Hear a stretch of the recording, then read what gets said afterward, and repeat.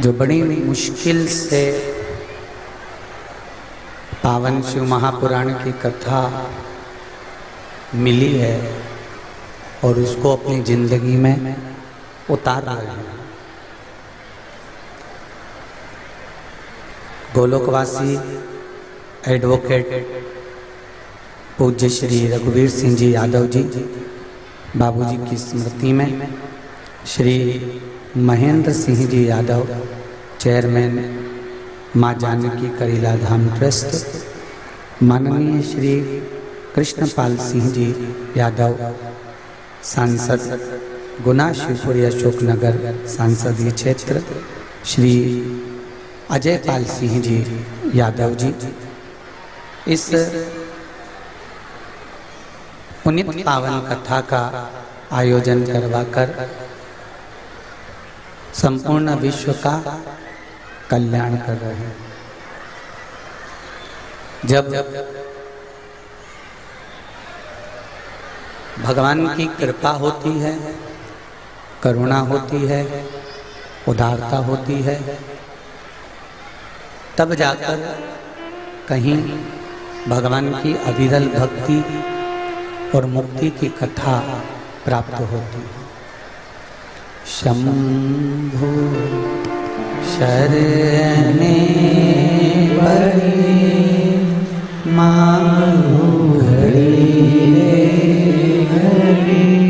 दुख काटो। नहीं हो रहा है, बैठक व्यवस्थाएं सब अच्छी कर रखी है, पर जैसा मिल रहा है उसको ग्रहण करते हुए अपनी जिंदगी को सब बड़ी मुश्किल से मिली है शिवपुराण।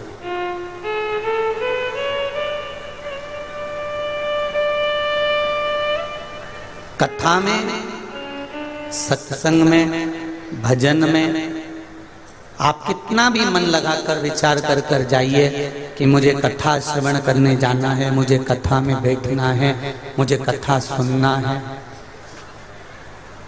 पर जब तक मेरे देव अधिदेव महादेव की कृपा नहीं होती तब तक आप कथा में बैठ तो जाओगे, पहुंच तो जाओगे, पर कथा आपके हृदय चित्त में समा नहीं पाएगी। जब तक उसकी कृपा नहीं होगी तब तक आप कुछ ग्रहण नहीं कर सकते। बड़ा मुश्किल है, बड़ा मुश्किल। तेरी कृपा बिना न हिले एक भी अणु, लेते हैं श्वास तेरी कृपा। झंडा उठा के, ध्वजा उठा के, चुंदड़ी पकड़ के माता जी के मंदिर तक चले जाओ। क्या केवल नवरात्रि का मतलब यही है? या फिर कहीं गरबा हो रहा हो तो गरबे में चले जाओ? क्या नवरात्रि का मतलब केवल यही है? या घर में जोत लगा लो, नवरात्रि का मतलब यही है? घर में जवारे बो दो, नवरात्रि का मतलब क्या यही है? घट स्थापना कर दो, क्या नवरात्रि का मतलब केवल यही है? अगर नवरात्रि का मतलब जानना है तो आपके मन में एक विचार आना चाहिए कि ये नवरात्रि केवल घट स्थापना के लिए नहीं होती है, ये नवरात्रि हमारे भीतर एक नारी के सम्मान के लिए प्रकट होती है कि नारी का सम्मान कैसे होना चाहिए।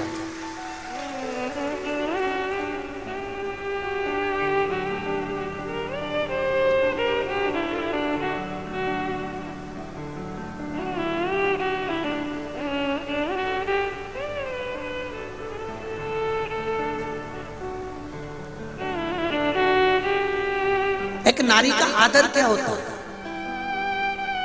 एक नारी का सम्मान क्या होता है? एक नारी के विचार, उसकी सोच, उसकी दृष्टि क्या होती है?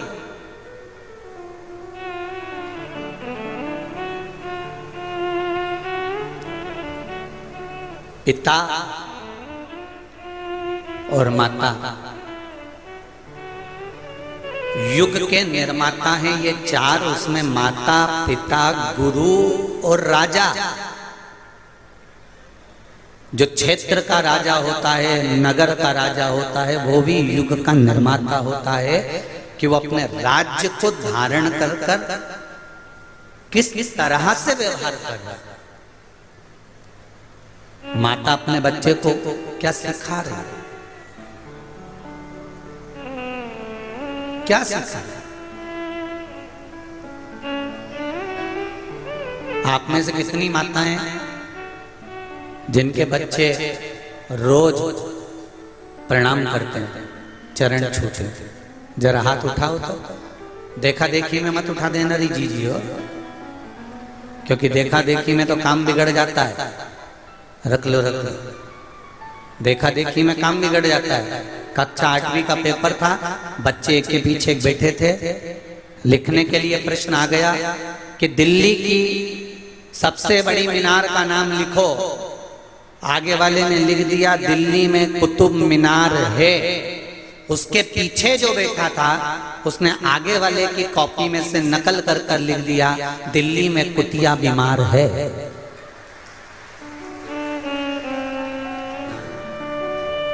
एक नदी ने समुद्र से जाकर कहा समुद्र मांग तुझे क्या चाहिए।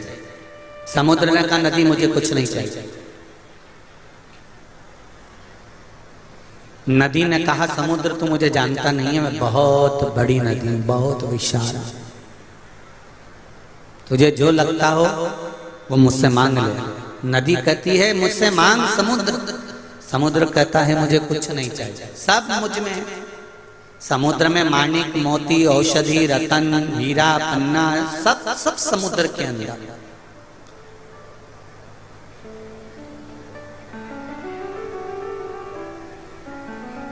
मांग, समुद्र मांग ले मुझसे। नदी बार बार समुद्र से कह रही है कि कुछ मांगो। समुद्र कहता है मेरे पास में सब कुछ है, लेना नहीं चाहता। नदी जिद पर अड़ गई कि तुझे कुछ ना कुछ मांगना पड़ेगा, मैं बड़ी विशाल नदी हूं। समुद्र ने कहा नदी अगर तू देना चाहती है तो मुझे दुर्वा ला कर दे दे, हरी हरी घास हरी हरी दूबा मुझे थोड़ी सी ला कर दे दे। नदी ने सिर पर हाथ रखकर कहा रे समुद्र तू भी मांग रहा है तो क्या मांग रहा है, हरी घास हरी दूबा?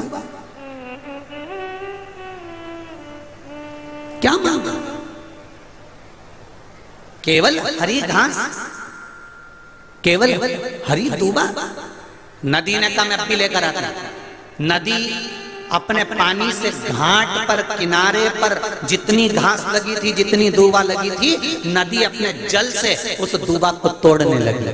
जैसे ही नदी का जल दूबा पर जाता है, घास पर जाता है, घास नीचे झुक जाती है। नदी का पानी फिर जाता है, घास फिर झुक जाती है। नदी का पानी फिर जाता है, घास फिर झुक जाती है। और आखिरी में नदी समुद्र के पास आकर बोली रे समुद्र मैं तेरे लिए घास दूबा नहीं ला सकी। समुद्र ने कहा नदी तुझमें तो क्या किसी में सामर्थ्यता नहीं है कि झुकने वाले को उखाड़ सके। वो दूबा झुकती थी इसलिए तो उखाड़ नहीं।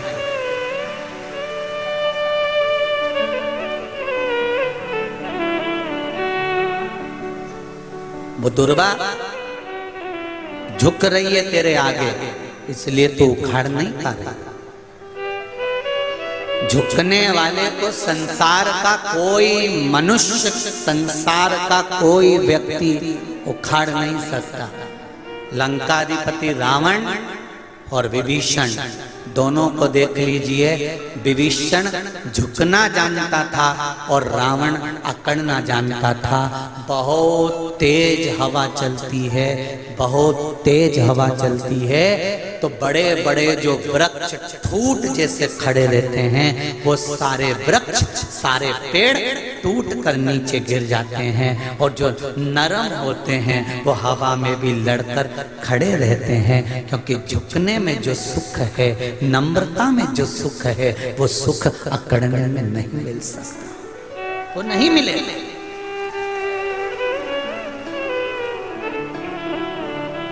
वो प्राप्त नहीं हो सकता। हम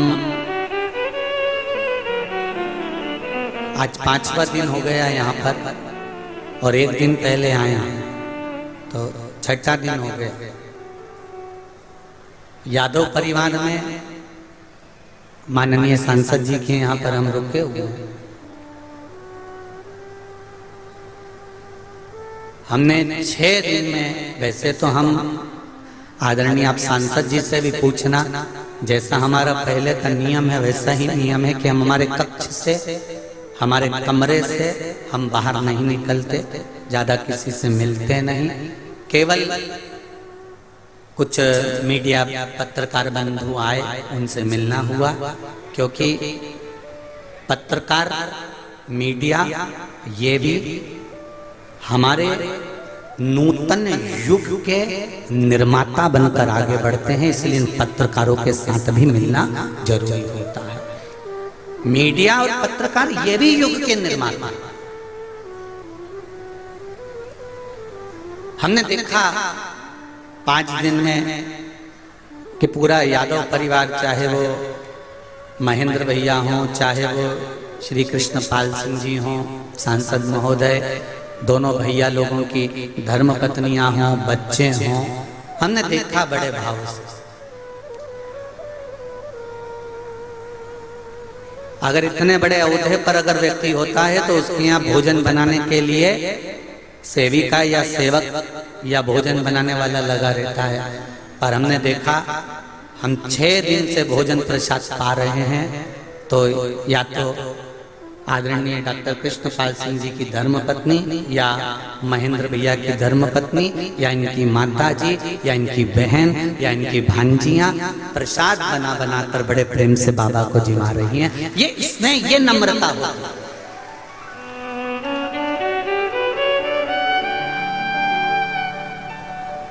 और एक व्यक्ति में इतनी अकड़ आ जाती है, हम कौन, लल्लन जी। और एक नम्रता सीखने को मिलती है अशोकनगर की इस धरा से।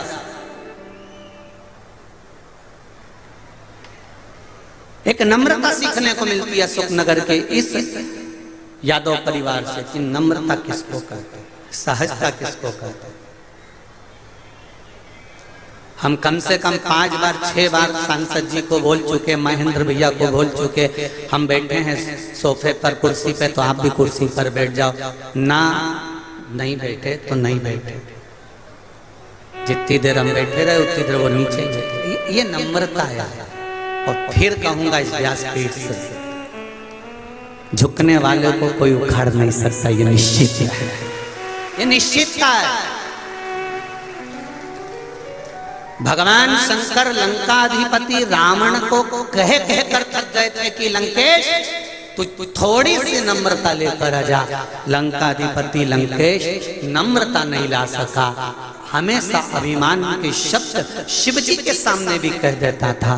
भगवान विष्णु ने, स्वयं ब्रह्मा जी ने, इंद्रदेव ने तुरंत भगवान शंकर से कहा कि ये तुम्हारा शिष्य है, ये तुम्हारा शिष्य है, इसको समझाओ, इसको समझाने का प्रयास करो।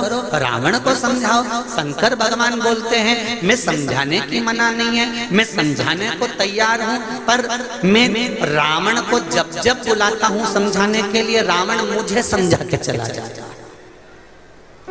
जब जब चेला गुरु को ज्ञान देने लगे तो समझ लो कि अब चेले का विनाश का समय।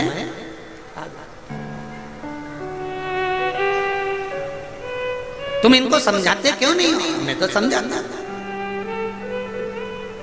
मैंने समझाने में क्या मना कर।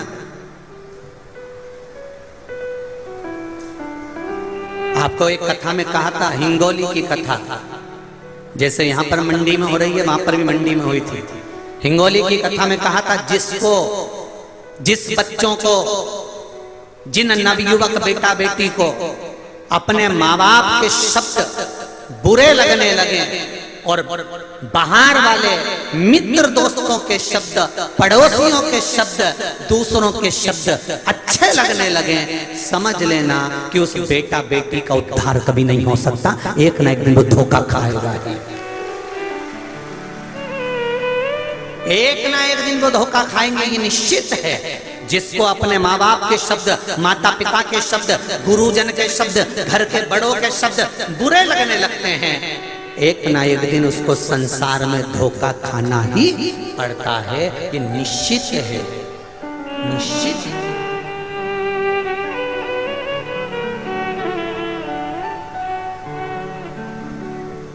एक बार श्री गुरु नानक देव जी से पूछा गया कि प्रीति कैसे करना चाहिए। बाले ने पूछा,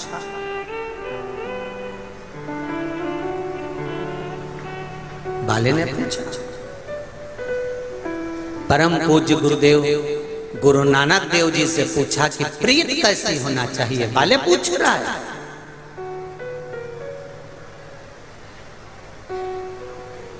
गुरु नानक देव थोड़ी देर के लिए मौन हो गए।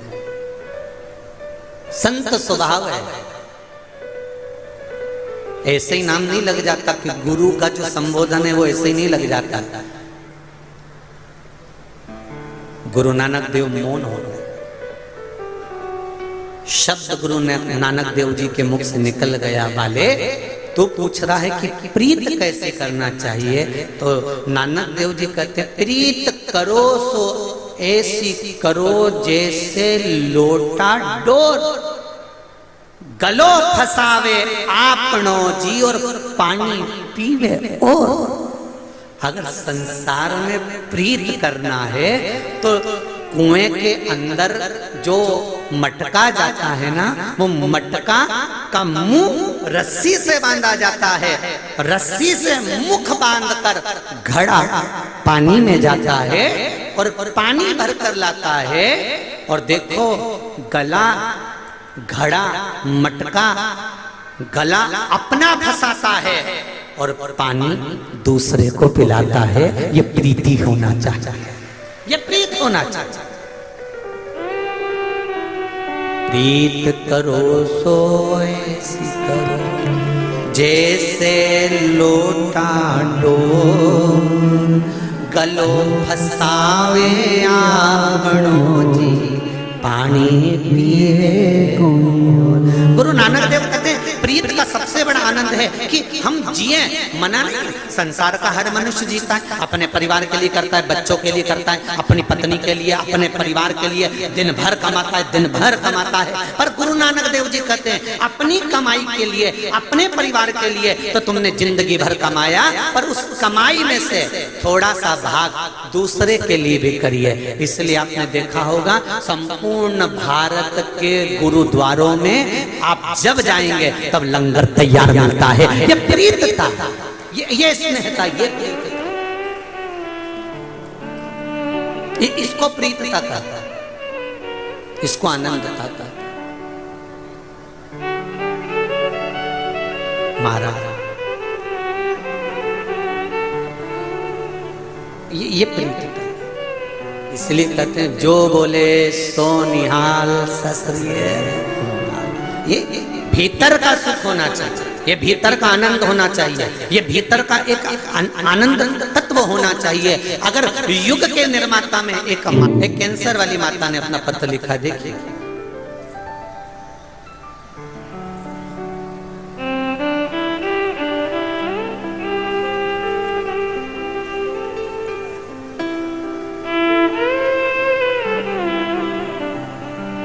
शंभु शरणे पड़ी मांगू घड़िए दुख काटो दया करी न दर्शन आओ। मैं अमित नामदेव, निवासी अशोकनगर, बजरिया मोहल्ला, कहीं बैठे हो तो हाथ हिलाइएगा, जहां कहीं भी बैठे हो हाथ हिलाइएगा। मैं अमित नामदेव, निवासी अशोकनगर, बजरिया मोहल्ला। गुरुजी आपको सादर प्रणाम, चरण स्पर्श। पिछले 3 महीने से काफी परेशान था। मुझे अचानक पेट में दर्द हुआ तो मैं इलाज के लिए अस्पताल गया। डॉक्टर ने मुझे सोनोग्राफी करवाने के लिए कहा। मैंने सोनोग्राफी करवाई तो उसमें मेरे पेट में गठान बताई गई। मैं काफी परेशान रहने लगा। मुझे कुछ समझ में नहीं आ रहा था कि मैं क्या करूं। फिर मैं अपनी संतुष्टि के लिए कोटा इलाज करवाने के लिए राजस्थान गया। वहां भी मैंने सोनोग्राफी कराई तो उसमें भी कैंसर की गठान के लक्षण डॉक्टर ने बता दिए। और कहा ये निश्चित है कि आपको कैंसर है। डॉक्टर ने मुझे ऑपरेशन की सलाह दे दी, तो जांच करवाकर अशोकनगर आ गया। फिर 1-2 दिन बाद मैं फिर सरकारी अस्पताल में गया कि डॉक्टर साहब एक बार अच्छे से देखिए। डॉक्टर ने देखा और कहा आपके पेट में 2 या 3 गठान हैं और ये निश्चित है वो कैंसर की हैं। फिर मैं आपके बताए मार्ग पर चलने लगा। एक बेलपत्री चढ़ाना और शहद लगाकर बाबा को अर्पण करना प्रारंभ करा। 1 लोटा जल और 1 बेलपत्री बाबा पर चढ़ाता, उसको उठाकर लाता, बेलपत्री को बाबा से कहता बाबा मेरी इस पत्ती को औषधि कर दो, मुझे कैंसर बताया है, पेट में गांठें हैं। सारी सोनोग्राफी आई है। औषधि समझकर मंदिर में शंकर भगवान के गले लगकर उस बेलपत्री को खाने लगा, पानी का आचमन करने लगा। 8 दिन बाद मैंने विचार करा कि सियोर वाला महाराज कहता है कि खाने के बाद जांच जरूर कराना। मैं 8 दिन बाद परीक्षा करने के लिए जांच कराने हॉस्पिटल चले गया। गुरुदेव, जिन डॉक्टर ने मेरे पेट में कैंसर की गठान बताई थी, वही डॉक्टर अगली सोनोग्राफी करवा कर देखते हैं और मालूम पड़ता है कि एक भी गठान पेट में नहीं है और मेरा कैंसर समाप्त हो गया। एक भी गठान पेट में नहीं है। डॉक्टर ने पेट दबा दबा कर देखा, सोनोग्राफी वाले से डबल से सोनोग्राफी करवाई, तो भी सोनोग्राफी में गांठ नहीं आई। गुरुदेव, मेरे बाबा ने मुझे बचा लिया। शंभू है ये ऐसा, हर समस्या का हल एक लोटा जल। शिव की भक्ति कर,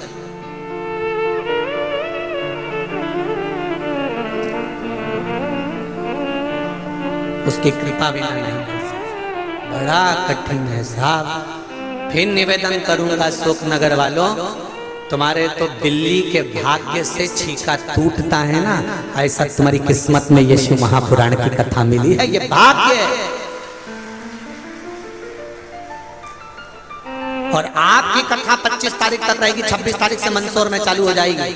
और मंदसौर नगर के आसपास में जितने पशुपतिनाथ के मंदिर के आसपास, पशुपतिनाथ मंदिर के जितने इस प्रांगण के अंदर कथा सुनेंगे, मैं उनसे निवेदन करूंगा कि भाग्य है जो नवरात्रि की कथा आपको मिलेगी, वो भी मंदोदरी। शिव पुराण तो वही की वही है, केवल एक उद्देश्य पकड़ा जाता है, जैसे तर्पण, जैसे नवग्रह, जैसे मंदोदरी। जिससे ये मंदोदरी शिव पुराण रखने का कारण केवल एक है कि राष्ट्रीय स्वयंसेवक संघ RSS मंदसौर जिले के अंतर्गत छोटी छोटी लड़कियां, बेटियां देह व्यापार करती हैं। उस देह व्यापार को रोकने के लिए और उस देह व्यापार को रोककर उन बेटियों को पढ़ाना, लिखाना और उनको अच्छी परवरिश देकर उनका घर बसाने के लिए ये पावन मंदोदरी शिव महापुराण की कथा रखी है, जिसका नाम मंदोदरी रखा। वो मंदोदरी माता के नाम से, एक सती के नाम से, एक शिव भक्त मंदोदरी के नाम से कम उस क्षेत्र की बेटियां सुधर सके, उस क्षेत्र की बेटियां व्यापार, ये देह का व्यापार छोड़ सके और अपने जीवन को धन्य बनाएं और अपने इस अनमोल जीवन को पहचाने की कितनी मुश्किल से ये मनुष्य की देह मिलती है। मेरा निवेदन है, जितने श्रोता भाई बहन कथा सुन रहे हैं, मंदोदरी शिव महापुराण की कथा को जरूर सुनना कि मंदोदरी के जीवन में कितने पड़ाव पड़े, कितना दुख आया, कितना कष्ट आया, कैसी जिंदगी जी, और उस कथा के माध्यम से उन बेटियों को वापस अपने घर लेकर आना, उन बेटियों को सत्मार्ग बताना।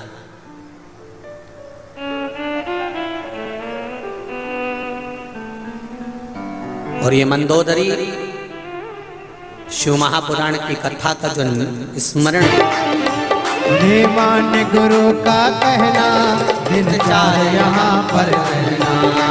मान गुरु का कहना, दिन चाहे यहाँ पर रहना।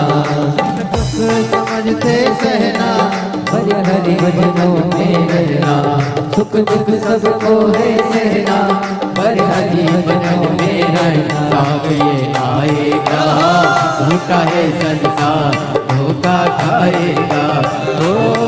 ओ कर ले प्रभु से प्यार, फिर पछताएगा, झूठा है संसार धोखा खाएगा।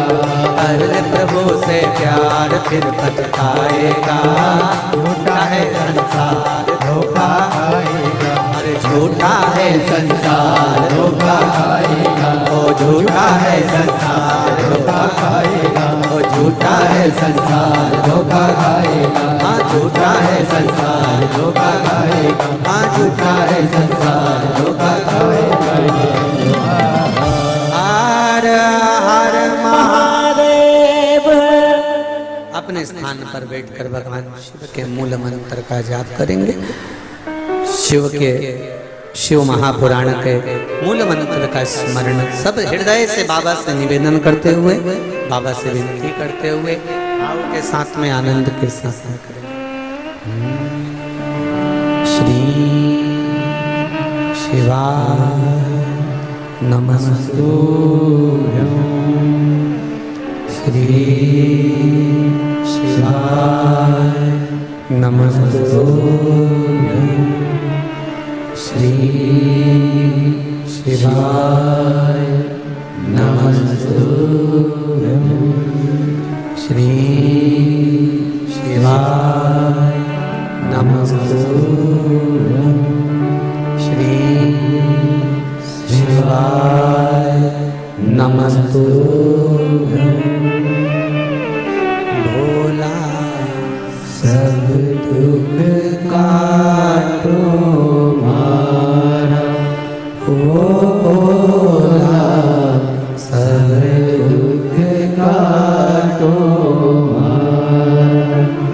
शिव शंकर जपते माला, भोले बाबा जपते माला, भोला सब दुख काटो मारा, ओ भोला सब दुख काटो मारा। भगवान शिव की आराधना, भगवान शंकर का मंत्र जाप, भगवान शिव का स्मरण, शिव भक्ति का एक सुख। आवाज पकड़ रहा है। शिव भक्ति का एक स्मरण जीवन में, माता पिता गुरु राजा, ये चार जो पात्र हैं, ये युग के निर्माता हैं। देखिए, दक्ष प्रजापति की दो बेटियां स्वाहा स्वधा। स्वाहा अग्निदेव को दी गई, स्वधा पितरों को दी गई। आप जब यज्ञ करते हो तो उसमें जो स्वाहा का उच्चारण करते हो, धर्म पत्नी। ओम ब्रह्मवे स्वाहा, तो आप जब स्वाहा का उच्चारण कर रहे हो, स्वाहा का जब उच्चारण कर रहे हो तो उसमें अग्निदेव की धर्म पत्नी का उच्चारण। और जब आप स्वधा का उच्चारण कर रहे हो, कौन सा उच्चारण? जम के बोलो जरा, जम के। स्वधा, स्वधा का उच्चारण कर रहे हो तो ये पितृदेव की धर्म पत्नी का उच्चारण। अब थोड़ा ध्यान देना, जितने लोग आस्था पर सुन रहे हो और जितने लोग फेसबुक यूट्यूब पर सुन रहे हो और जितने इस पावन पंडाल और पंडाल के बाहर जहां जहां बैठकर सुन रहे हो, ध्यान दीजिए। गर्भ में संतान रहे और गर्भस्थ यदि संतान है, उसके शरीर का निर्माण पितृ कर रहा है।